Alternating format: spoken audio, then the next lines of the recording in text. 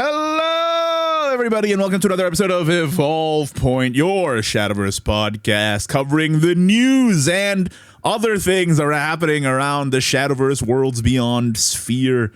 Hi, I'm your host, Ignideus. As always, with me are my co-hosts, Such Patanko, fellow Shadowverse streamer. Hello. Hi, I am your co-host, Such Patanko. And also the other co-host, of course, Lord Kalen. Your hello, everybody, sound like a Smiling Friends character, and if you know, you know. I've never seen Smiling Friends, but I thought for a second there It's the best cartoon currently airing. Well, I did an extended hello because the OBS, like the recording, I wasn't sure if it was on yet or not, because it does, like, when I click start recording, it does like a little load, and I was like, that's why I had to extend the hello, and that's why the hello was so long. But then I realized as I was extending the hello, I sounded like Robin Williams' Mrs. Doubtfire a little bit. Have you seen that movie? What a movie. I used to have that on DVD when I was a kid. Yeah, what a movie. I'm the nanny. That guy's a legend. I wonder where he is now. Robin Williams? Who's gonna tell him? Who's gonna tell him? All right. Oh yeah. Lord Kalen is the moderator of the subreddit. I should say that. All right. Now let's get into the news. But before we get into the news, I want to ask, what have you all been up to this week? I've been playing Legends Rise. Nice. I've been Legends hunting Rise. bosses in Night Rain. Wait, why'd they say Legends Rise? Infinity Evolved. Yeah. This current expansion. I didn't go back in time to play a better expansion. Why would I do that? Yeah. That's terrible. True and real. I've been hunting so many Everdarks in Night Rain. Yeah, we should play. Absolutely. Yeah. Well, I only bug you all the time. Yeah. And what about you, Tonka? What have you been doing?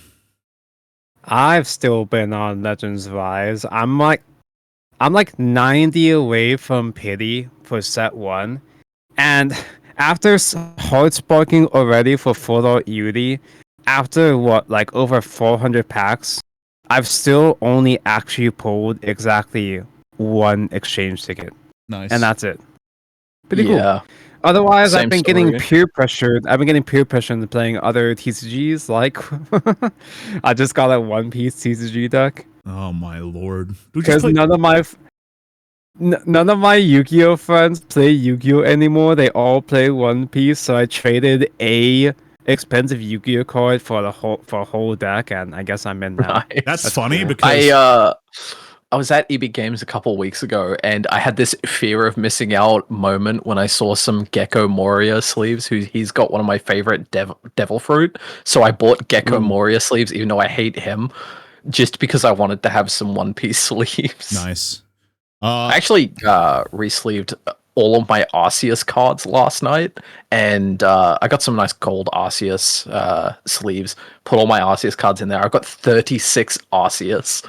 I want to say, Nice. it's funny that you just got into One Piece because in Singapore, my TCG store owner friends have been telling me, like, yeah, One Piece is dead, UA is dead. Nice. The only games that are alive are Vanguard and Japanese edition, obviously, not English edition. We'll not get into Of it. course. The only games that are alive are Vanguard and Gundam and, weirdly enough, Cookie Run. Okay, that's the only games that are alive.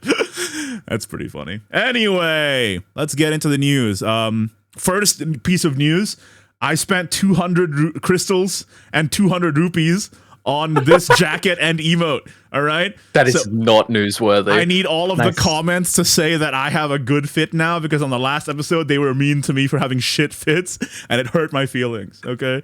I tried to play it off like Actually, my feelings weren't hurt, but they actually were. They were horrifically hurt. So I need... I haven't... You're also doing the dance now. I don't have the funny dance. I haven't bought any emotes, but I did actually spend for these sweatpants. Oi, I think Kaylin! for these neat sweatpants. Kaylin's kissing the camera. Anyway, shall we actually do the news? Let's get into it. Oh yeah. Real. Sure. Don't talk about my shoes, by the way. Don't acknowledge my shoes. Sure. My Tims. The first Tim's. The first news, Take Two adjustments. Boys, we mentioned this last week. We were like, what are they going to adjust Take Two when, like they said they were going to do? And they did. So now, the way they balance Take Two is by giving the weaker classes more redraws during the draft stage. So now Forest Craft and Haven Craft have up to 5 redraws, which is a lot, actually. I didn't expect them to just, like, up the count by 3. That's, like, so much. But also, I'm kind of surprised that Haven was underperforming. I would have thought that it would be pretty good. Well, I feel like Haven is one of those classes where, like, if you don't get the cards like Wilbert, you just, like, your entire draft sucks. That's why getting more redraws helps. Yeah. Right?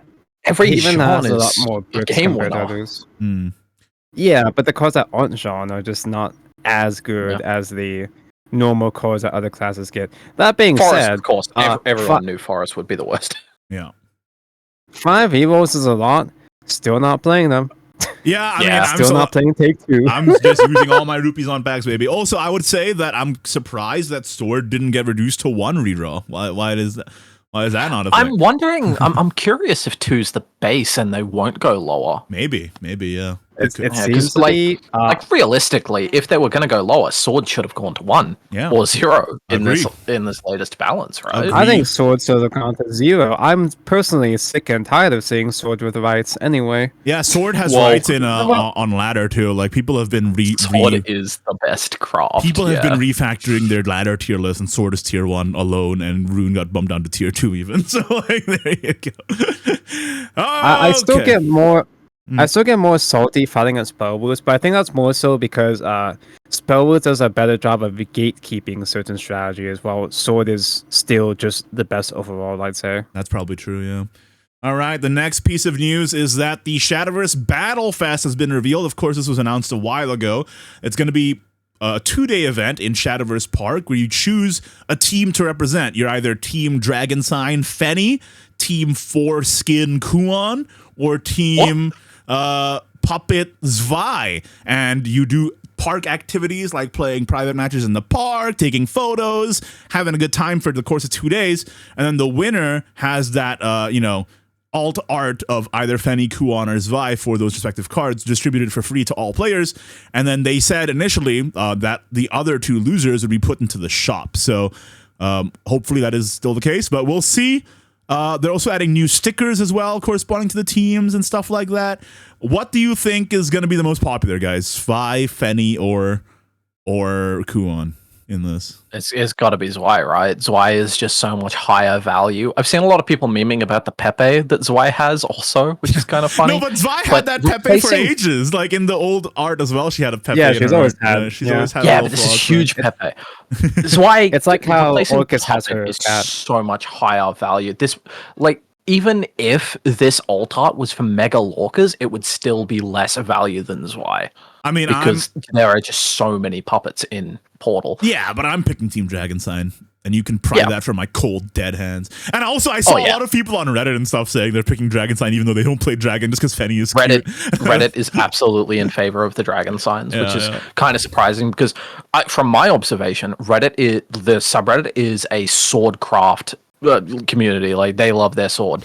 Well, I saw people who are fans of Kuon saying that this Kuon looks weird. So, like, not even Kuon fans it's like it. definitely Looks an art very- style. Yeah. They're making Very Kuon pretty. even more. They're twinkifying the twink. I didn't know you could go further. Like, Super K-pop. I am not the target audience for this Kuon. yeah. Also, I want to say, I'm kind of surprised it's only a 2-day event. Like, what the heck? I thought it would be at least a It's week. gonna be a rush. Yeah, I figured I don't know. I figured the event at the scale would have been about a week, especially since for only 2 days, I'm not gonna have that much time to play within just 2 days. Most Right? people And it's won't, also but, like oh a well, it is full what it park is. redesign, a full mission system and everything, and you only get 2 days Yeah, to they're- fool around. That's so odd. They're putting all this Also- work for only 2 days. From what I can tell, only like 300 people really matter. Like, was that? There's going to be each team, and then 100 people get selected from each team. No. And you have to earn your selection in the first day, right? Wait, have they? No. Yeah, Have they already- specified how that said, even works? They already said that would be the case, but you can help contribute to the point total just by goofing around. But then, like, the most competitive ones get like selected to be for the final duel. That's basically what they said, right? But do we really Wait, think like- the most competitive players are on Team Dragon? No, they're I mean, they're you're going not, to be. You're not forced to play Dragon, though. You could be on Team I Dragon and guess. still play Sword, But yeah. But I'm just shocked it's only 2 days, like with all of the work put into it and all the hype behind it, and then it's like, oh, it lasts for 5 seconds and then it's over. It's like, why? Why? I feel like this could have dragged a whole week. and been a fun event. And then it also tides us over better into the next set. Because right now we have this event, and then we have Grand Prix on the 20th, and then we have nothing until the next set. So that's a bit odd to me, Well, the Grand Prix will last the 8 days until the next set. Yeah, but that's boring. Wouldn't it be more cool? Wouldn't it be more cool if this lasted Grand alongside? Prix is really lame now. Yeah, I don't know. Anyway, that's the Battle Fest. I think that's kind of interesting. Who do you think is going to win, Petty? You didn't say. So I feel stupid and stinky because I was so confident that they were going to just reuse the altars from Shadowverse Evolve, like the Forte for Dragon Oracle, use on Dragon Sign, or the Orcus altar for the puppet token. No, I'm actually impressed that they actually did brand new artworks instead of just recycling card stars from SVE. I mean, that's good. That being said, yeah, that was pretty cool. That being said, me being Portocraft guy, I kind of hope we lose to Fenny. Fenny is so cute. Yeah, she's really cute. That's the and one also strength. I have been a bit more biased towards Dragon than normal. Yeah, you've been injecting the Feeny. We literally have corrupted this man. Years ago he was like, I hate sword and I hate dragon. But after years of osmosis with us two, Kalen, now he only hates sword instead. But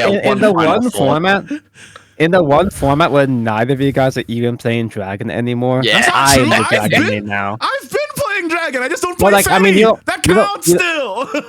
Oh yeah, you're hopping on a non-Fenny ramp, which is the correct way to play Dragon, to be honest. Yeah. Anyway. I've been playing the Fenny ramp as just a casual deck for the park, and I just lost to Igni like half an hour ago. Me playing One final thought I have on this Battle Fest event is I really, really pray that the two losers are sold separately and not bundled together and reasonably priced. I do not just buying an alt art that is only the card style. I really hope that doesn't cost 500 crystals, and I hope they aren't bundled together for 1,000. I mean, I do not want to be forced to buy Kuo, dude. Nobody's even playing Foreskin anymore. Yeah. That's a state of spell boost. You're not even playing Insight anymore. You're not even going to use the Kuo, bro. Yeah. I mean, I hate spell boost as a deck, and I've been playing it. Unfortunately, Kalen, that's straight up not happening. They're going to be bundled, and you know why? We're literally part of the problem. We pay 200 crystals for this dancing emote, so we're cooked, actually. That's different. This dancing emote is so much more value than, for instance, that Ceres alt art I'm never going to use, so I am not buying the Forte. Yeah. This dancing emote has been so valuable. It's got your girlfriend. So many experiences. That's tangential. That's a side. Don't bring that up every chance you get. Alrighty then. Let's move on to the next thing. Crazy Raccoon Streamer League. This was the most hype news for me forever, for this entire set. So Crazy Raccoon, if you guys didn't know, is a very, very, very huge esports organization in Japan. They were a huge part of what bolstered Street Fighter 6's popularity in Japan, a huge part of League of Legends, Valorant, Apex popularity in Japan. They have a roster of creators, as well as being collaborative with various other organizations like Neoporte and my favorite, Vispo. So I'm geeking out. And in this streamer league, as of time of recording, it's happening in 6 hours. I might do a watch along. I think I will. Do a watch along later tonight if you want to join me for that, boys. But yeah, some of the personalities here that you might recognize. Matsuri from HoloLive, also Ririka, and Koyori and other HoloLivers as well.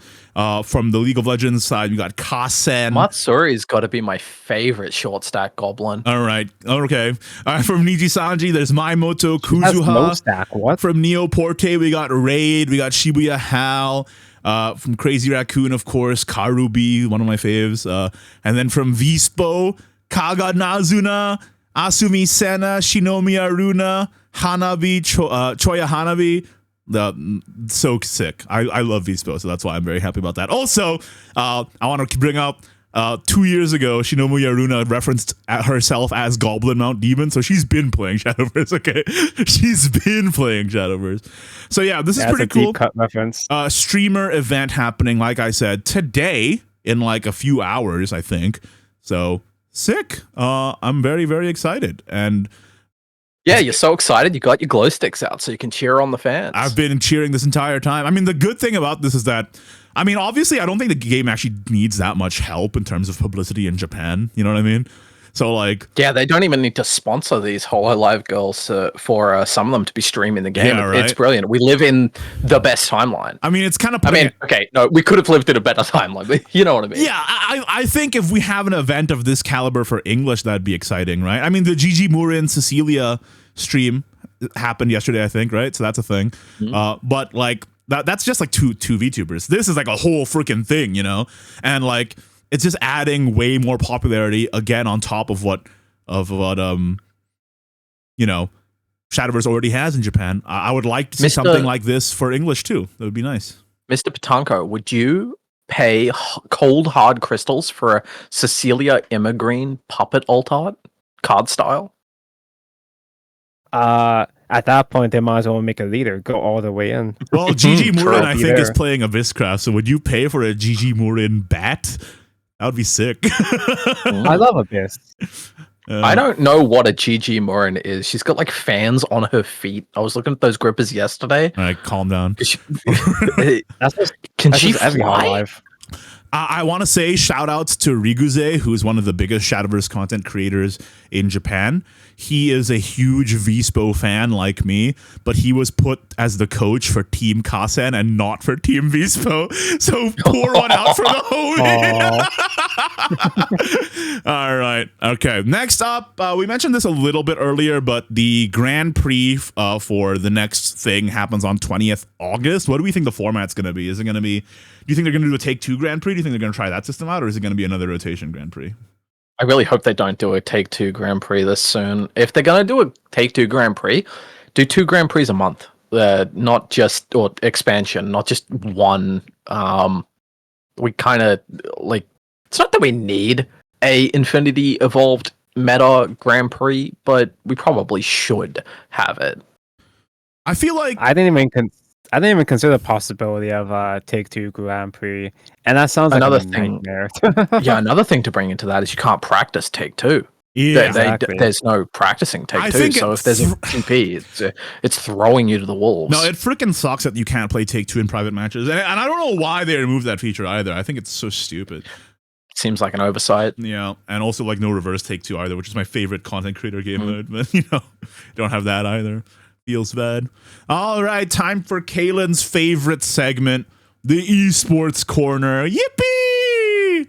Yeah. SVO Kickoff was last weekend. I casted it. Thank you everybody for tuning in. Thank you Tonko for doing a watch along stream while you played Uma Musume. Appreciate you. Yeah, the Kickoff winner was from Team IEV, Mr. Rs21_, who won with a lineup of mid-range Abyss and Ward Haven. Keep in mind, this is 2-deck best of 3, so they had to win with both decks. It wasn't like 2-deck best of 1 where you could just have a jobber deck. You actually had to win with both. And he went undefeated. Actually good. He went 8-0 in playoffs and then went undefeated in finals as well. So he went for a total record of quarters, semis, finals, 11-0 with this lineup. That's crazy. Yeah.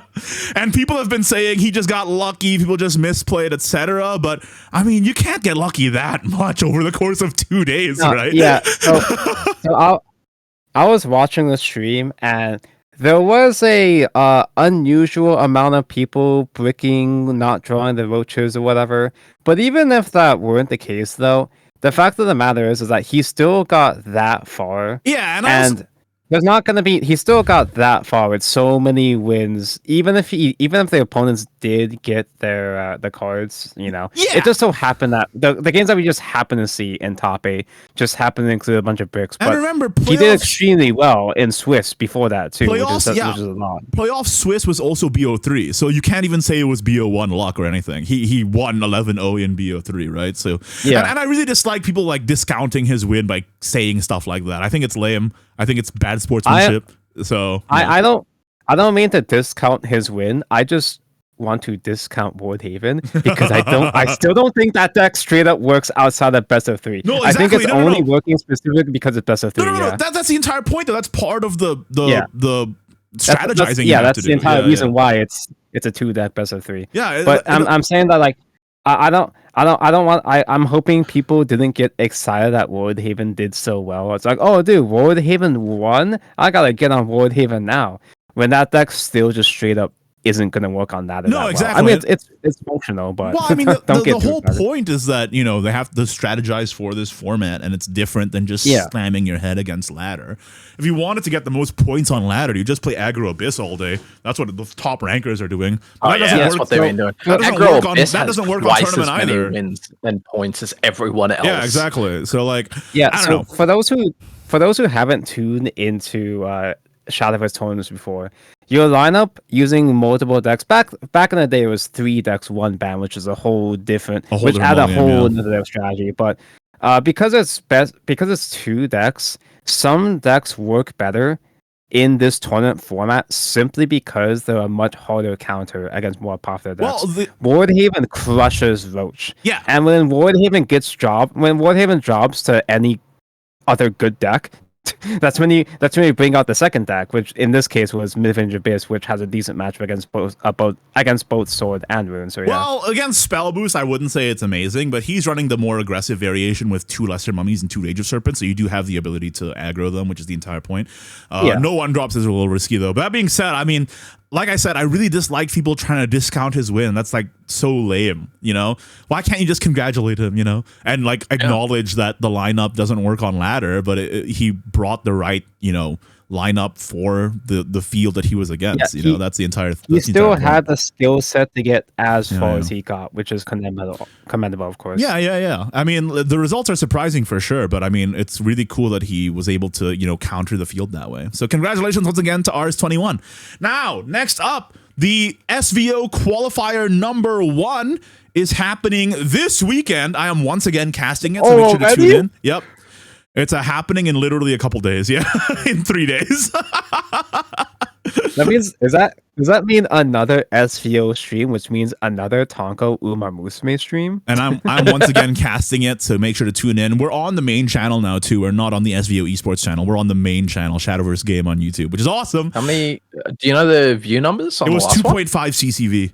The entire time. Pretty good, yeah. I don't know what that means. 2,500 concurrent viewers the entire time, basically, which is pretty amazing. And the VOD got 40K views, something like that. So yeah, pretty incredible. We never got that kind of movement on SVO before Worlds Beyond. So very solid. I absolutely loved that Worlds Beyond is so popular. It just brings a little fire to my heart. I know, I love it too, right? And and I'm really I just want to give a quick thank you to everybody who complimented the casting. Everyone was very nice, and they said that our casting was goated. So, and I got actually quite a few new followers because my casting was so good. It's nice to know that I'm good at my job, so that's good too.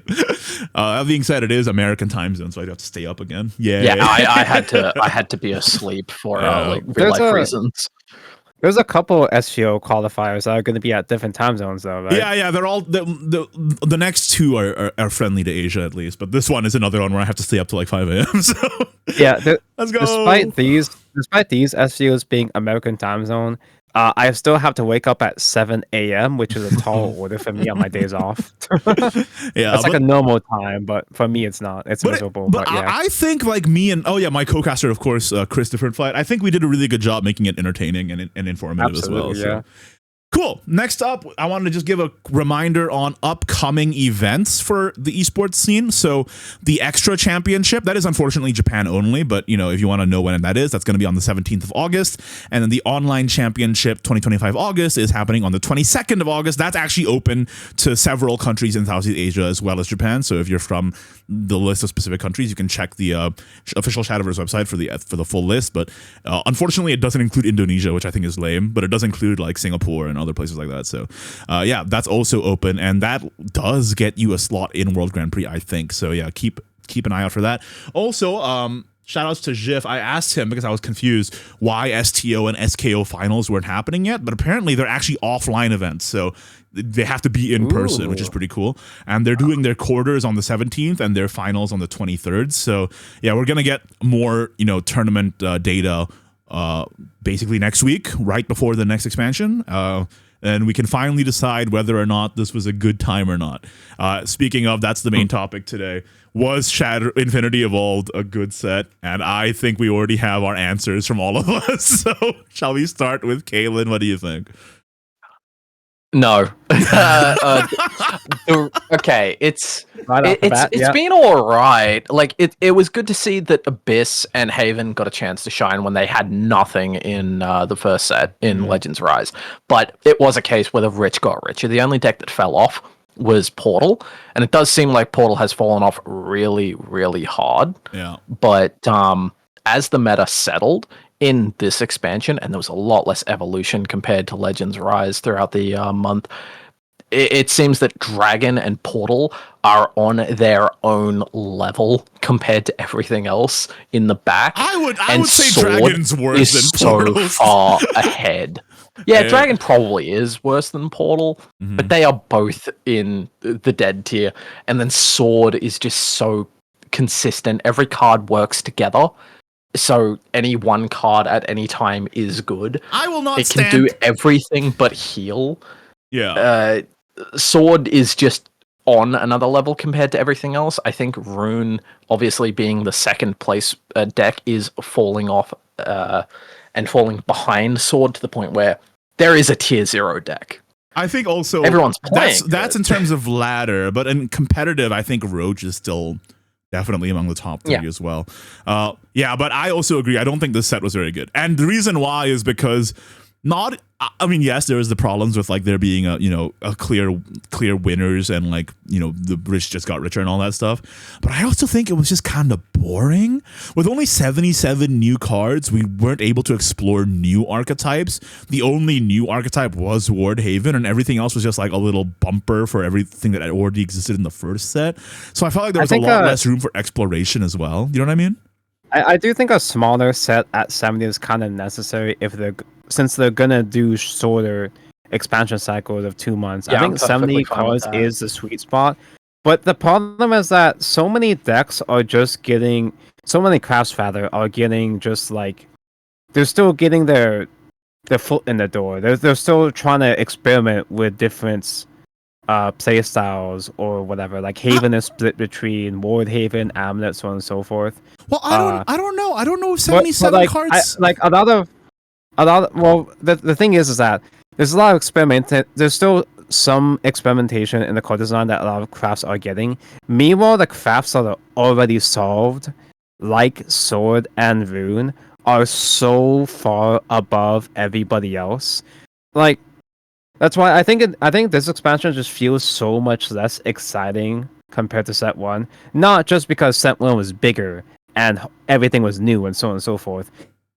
It's also the gap between tier 1 and tier 2 was really small in set 1. So there was a lot more room for experimentation and for rogue decks to pop in throughout several weeks. I think with that hasn't really been Infinity Evolved, the gap between tier 1 and tier 2 isn't that bad, but the gap between tier 2 and tier 3 is bad. Well, I mean, okay, when I was saying tier 1, I meant when we still considered Sword, Rune, and Roach and stuff to be at tier 1, but now Sword is effectively at tier 0 at this point because it just has everything going for it. Like you said, the only weakness is just the fact that it's missing healing. Now, granted, I also like to claim that Spell Boost effectively fixed all of their weaknesses too. It's just that Sword beats Spell Boost. No, I mean with Spell Boost, you can still just hit them in the face in the early game and they still can't recover. But like, that's how you beat Spell Boost. Like, if you put the Spell Boost run in a position where they have to keep using resources, and especially if they run out of super evolves, the Sword can grind them to death, even if they go as far as playing Cocytus. Yeah, I think Sword is better than Boost. But that being said, like, I don't really agree that 77 cards is the right, because like if you think about it, like cards that in the original game were super flavorful and build around cards like Limaga and stuff, they just got turned into generic slop because they don't have the room in the set to explore adding new archetypes. The reason why we're getting generic slop though is because it's still a brand new game. It's still too early for them to do established unique archetypes because we're still in that awkward period at the start with TCG where I don't everything even, is generic stuff. maybe That's true for like pretty much every card game. no, but with Shadowverse 1 in Darkness Evolved, they added Seraph, an entire new archetype to Haven. They added Garuda, which made an entire new archetype for Haven. Because back in Classic Set, this is back in my day, Old Man Yells at Cloud or whatever, but back in Classic Set, the only playable Haven archetype was Control Satan. And then they added two whole new archetypes because they had the room to do so. With Dragon, they added more discard elements as well. Like they were, I feel like in Classic at the same point in their lifespan, they were more adventurous than they are now.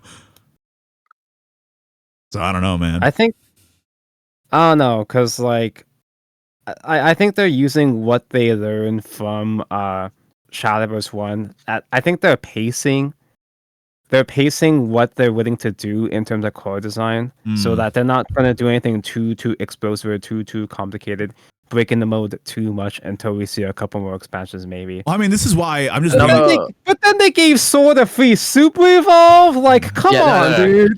Gildaria and Odin were printed too soon. Odin is in probably half, if not more, of all decks. And another smaller aspect of Infinity Evolve that I don't like is every deck got more expensive. Yes, that's true. That's very true. Except Roach. Like Roach somehow is just skating by Roach with got no cheaper. legendaries, which is kind of funny. Yeah, like Roach is a real paradoxical deck. Yeah, I will say the reason why I bring up the card experimentation thing is that I'm worried because the next set is Omen, and Omen has always been like the most flavorful build around stuff in the game. And if they just reduce them to some slop, I'm gonna be really upset. Okay, like if Galmu, I'm worried about Abyss. So worried about like Abyss. if Galmu isn't get two different Omens. Yeah, like how do you fit two different whole archetypes into one? I get that Omen of Silence wasn't really an archetype. No, but they've done it in Ruinai, Evolve. It's fine, but like Ruinai is gonna be control slop, and Valnic is gonna be aggro slop. No, that's my issue. It's like this day in like with the self ping, we have no self ping in the game. How are they going to introduce a whole archetype for it that's like meaningful enough in just 77 cards? And of course, like with Dragon, you get like 10 cards. So like, and if it just ends up being like just like supporting something else and not like the flavorful Omens, like that's why I don't know if 77 is the right number for each set. I don't think they can meaningfully introduce. I think economically speaking, 70 cards make sense in a 2-month cycle, so that you don't have to collect too many cards within too fast of a But time. here's my worry is like, that. The thing is the thing that makes it feel so much worse though is that when you have a class that's behind like Dragon, and then they get a new expansion and they're still behind, it's so much harder for that class to finally catch up. Well, see, like Galmi could be a fully established archetype with the self pings and all, but it's still going to be missing a whole lot of tools and stuff that puts other classes like Sword ahead of the curve. There is something that gives me a lot of hope for Dragon next expansion with Disdain, and that is that the Super Evolved mechanic inherently has you don't take damage on your own turn, and that could be insane with Disdain effects. If Disdain is even ported the same way it was in Classic, they print Disdain cards. Yeah, that is the caveat. And here's my issue: like with that few cards as well. If they want to introduce a new archetype, they have to consolidate the power of effects within fewer cards, and that makes the game experience worse too. I also got kicked out of the freaking lobby. But you know what I mean? Like if with less cards, they have to consolidate the amount of effects within a fewer number of cards. That also means that that increases card complexity and top deck variance to the game as well. Whereas with more cards, you can spread the effects out across more cards, and also that means you can support multiple archetypes in one set, and not just have an entire set pushing one archetype. I don't know if 70 is the right number. That being said, like economically, I understand that fewer cards is better, but I also just worry that in terms of like archetype variety, we're already seeing such a dearth of that. And I'm worried about that. That's all I got to say about that aspect of it, I guess. I've reinvited you. Thank you. Back to the recording set. Let me go ahead and put that back up. But yeah, overall, I think that I mean, I don't love it. I don't love this format. I think it was pretty stale throughout the course of the game as well. Unfortunately. Dude, in terms of I like said this- tournaments, the meta did evolve, right? But in terms of like ladder, I feel like it kind of stayed the same mostly the entire way through. Dude, like I don't want to be full doomer about it, but man, I've been having so little fun this whole expansion. You're 'Cause right, you've seen me. I've Yeah, been we can tell you've experimenting been so playing many Classic. different decks. I played so many different decks. None of them feel good. Even the decks that are actually decent, like mid-range Abyss, just don't feel fun for me to play. So yeah, I hopped onto Classic and Uma Musume. Yeah, I mean that's the issue. I feel like I don't know. I think like they need to start getting more adventurous. I feel like definitely near the end of Classic, they got too adventurous, but they kind of threw the baby out with the bathwater on that one. But like with but with the card design in Worlds Beyond so far has been like really, I think, too tame and too boring. You know, there's no card that like comes out and I'm like, oh my god, that's a new build around. It's just like, it's a new sword card that summons guys. Yay. You know what I mean? Like yeah. Like set 3 does sound like about the time that they should be experimenting with new archetypes to freshen things up. Yeah. But I swear to God, if they turn Octrius, which is, Loot's sword was all about generating specific tokens and doing a bunch of stuff with those funny one-drop tokens. If they just turn Octrius into free Evo generic slop for sword, bro. I already know how they're gonna deal with that, Petty, and it's Octrius is gonna read Fanfare steal an opponent's super evolve point. No, they can't do that. They can't do that. They can't do that yet. That's a card we get like maybe 4 years down the line. But yeah, that's you for what's later. what's gonna happen though? You know what's gonna happen? Loot Sword Octrius is not even gonna be a loot deck. She's just gonna be free Evo slop that gives you the Gilded Cup. So she's gonna be she's gonna be a free Evo that gives sword heal. You're right. Do you know what my prediction is? It's gonna be a crest that gives officers last words, restore your defense. That's too strong. Nah. But like, that's better than Mega Walkers. Like at this point though, with how Sword has been going, I wouldn't be surprised. It is hard to imagine that Sword doesn't just get richer next expansion. I just wish, right, that they'd just like have a little bit more room to actually introduce new archetypes and not just like give incremental upgrades to the boring archetypes we already have. I feel like they're too tame, their card design. I understand they wanted to like draw it back like from the craziness that was Classic at the end, but I feel like there's a middle ground here that they're just not reaching, you know? I don't know. Yep. Like if the Shenna just ends up being like a generic removal or something, I'm gonna crash out, bro. That's what I'm saying. If she's not even destruction related, not even puppet related, man. Yeah, that's what I'm saying, dude. Anyway. Dude, if they turn this Shenna into a artifact card that just makes a couple gears, like artifact support like Karula, bro, I'm gonna I don't know what I'm gonna do. Karula's sitting there like it could happen to you, okay? Like this is not outside of the realm of possibility. All right. Well, that was a good rant to get that off our chest. Let's go over to the viewer question where I asked, what do you want to see from set 3? And I went to the comment section of that video, by the way, to see what people responded to with the viewer question. And it was just people complaining. And nobody answered the question except for 2 guys. I was like, yeah, that checks out. Yeah, I don't blame them. Yeah. Captain Planet says, I would love to see Otohime finally come back. But here's the question. If they do make Otohime, would she be in Sword or Dragon? Because her fan is in Dragon. It's not even the Alter Sphere version. Where's Oto? Like, did we just steal her? She's not even evil. It's just good. Otohime is a dragon card. Yeah, now. we just stole her from Like, Sword. Yeah, like Sword. She was already Sword, but like, did Sword ever get any new Otohime cards after the first one? No, like Dragon has like a couple. We stole her. Yeah, we just straight up you guys stole her. got Otohime from Alter Sphere. We got her castle and then you as got well. the castle. Oh yeah, that was it. Yeah. Yeah. So yeah, Otohime is a dragon card now. Sick. And another person, I can't read their name. Otohime is going to also spawn Marines if she comes back, which is going to be crazy. I can't read their name because it's in Chinese, but they said, I want to see Lashena create more interesting mechanics with puppets or even join artifacts. Uh-oh. No. And then they say, because in the old days, Lashana had black and white artifacts, but I don't know if they'll consider making less puppet support.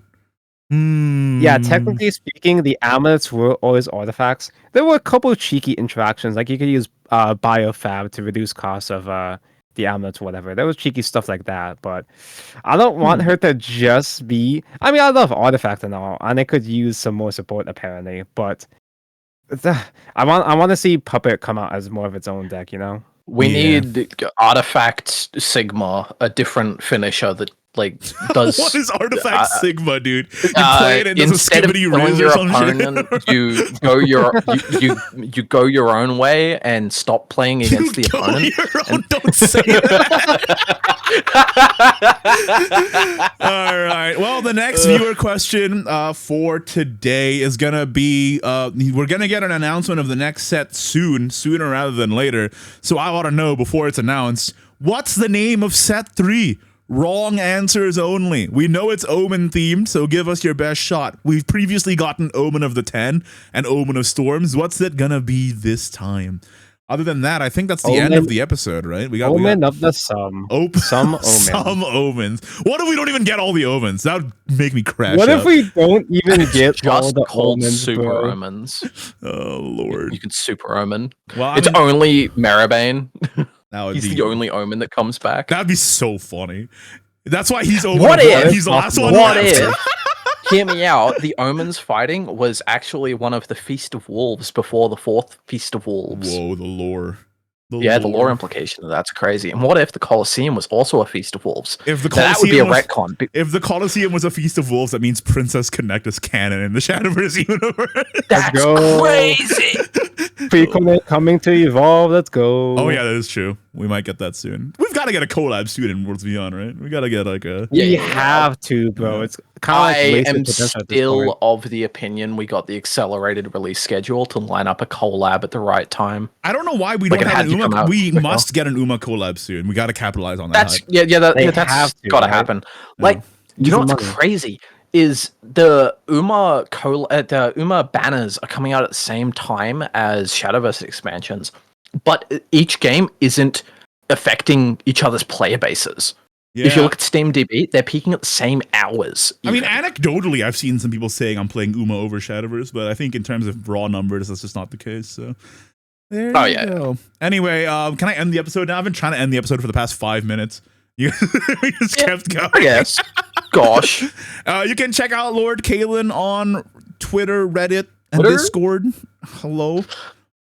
You won't find me on Reddit. I'll find you. All right. And you can check out Such Patanko on YouTube and Twitch at Such Patanko.